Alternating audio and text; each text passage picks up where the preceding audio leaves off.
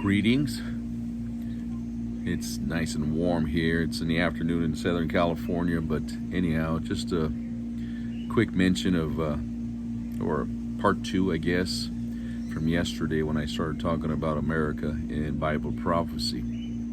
And I don't even remember if I mentioned the fact that some of the players, Russia and China, Revelation 9 talks about a 200 million man army, which in my opinion can only be fulfilled by China, with a population that's basically almost 1/5 of the world. We're talking in the billions. And Revelation 16 talks about the Euphrates being dried up, making way for the kings of the east. And so, which in my opinion also happens to represent especially China. And so, for decades now, China has been a player in world power. We've always, here in the West, thought of ourselves, and rightly so, as the power. But it has been diminishing over the last few decades due to our own, I guess you can say, deep state and the Antichrist spirit at work in these last days, bringing complacency and lukewarmness to people that once used to be really radical for God.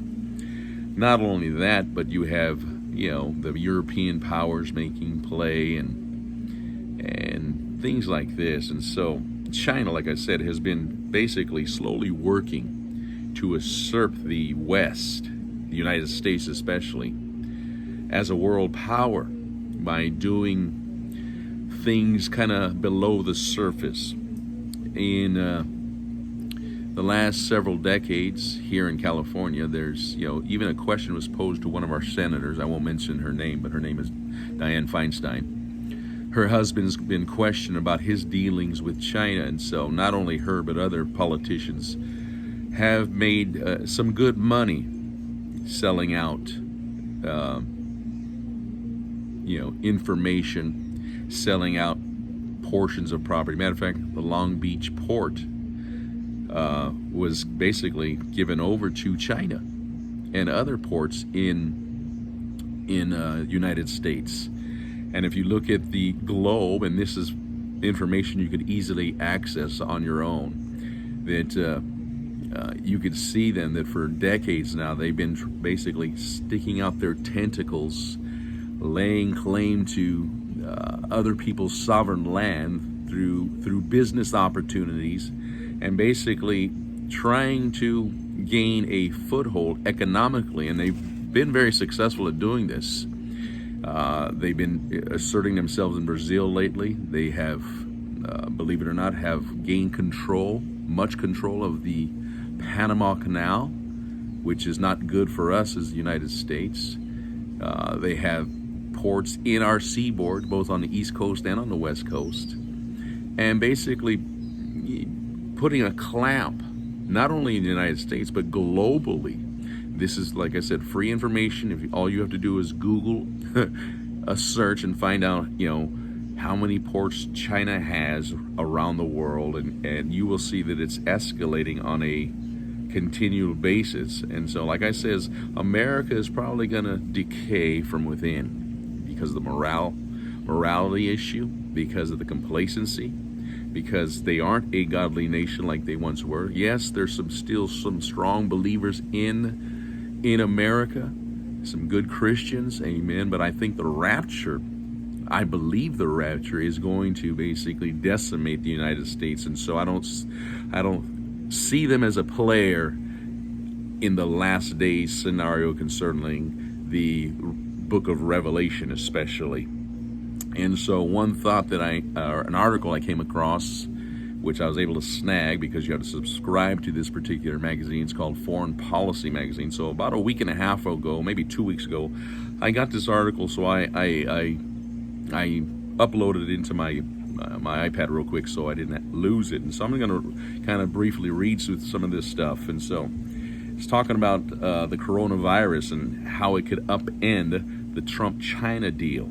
Okay, so if you've ever paid attention to Donald Trump's statements for decades now, he's always talking about China and how they've been basically ripping us off. And he's now our president, and he's saying the same things, and he's dealing a harsh business blow to China. And so this article says that U.S. President Donald Trump attends a state dinner. This is some years ago with President Xi Jinping in the Great Hall of the People in Beijing on November 9, 2017. And President Donald Trump, multi-billion-dollar trade deal with China could yet be another economic casualty at the spread of the novel coronavirus, according to a congressional report provided exclusively to this particular magazine, Foreign Policy Magazine. The U.S.-China Economic and Security Review Commission, established by Congress 2 decades ago and appointed by members of both parties, said that the stalled trade and depressed consumer demand in China from the virus raises the possibility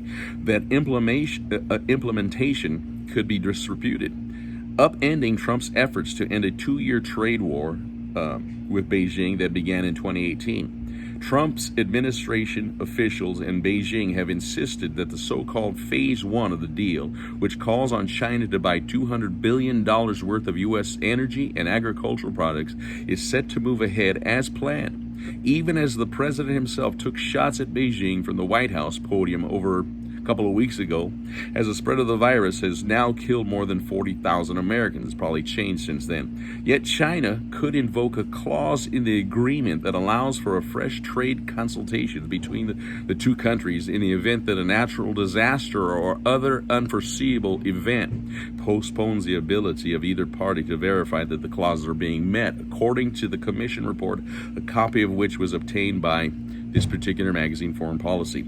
The stress to the trade deal from the coronavirus comes as Trump began to sharpen his attacks against China over the weekend. Amidst news reports, the U.S. intelligence community is considering the possibility that the novel coronavirus may have accidentally escaped from a laboratory in Wuhan. Isn't that amazing? It just kind of escaped and created all kinds of economic chaos throughout the world, especially the United States, as we've been shut down for several weeks now. And it says that it could have been stopped, these are the words of President Trump, in China before it started, and it wasn't. The whole world is suffering because of it. Now, I'm saying that because, like I said, America may not be a factor, and I don't think they will be in last days prophecy.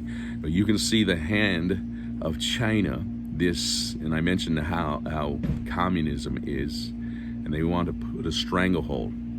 When this virus broke out, those protesters in Hong Kong were suddenly no longer heard from again. Now they're rising to the surface because things are clearing up, and once again, China is exercising its control again and squashing this protest because the Chinese Communist Party hates Christianity, they hate God, they hate religion of any sorts because communism is God, and so they were trying to exercise their control.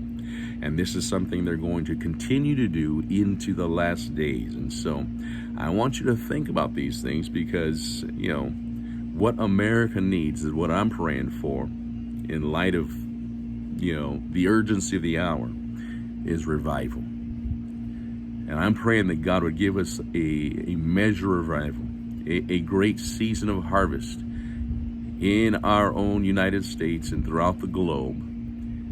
Amen. A great harvest before the rapture of the church. And I'm hoping that takes place. I'm praying that it takes place because I don't see no hope for America outside of God sovereignly moving in such a way to reap a great harvest before the wrath of God is poured out in those last 7 years upon this earth. And so that's all I have for today. Just some food for thought. I'll get back maybe tomorrow with another message, hopefully.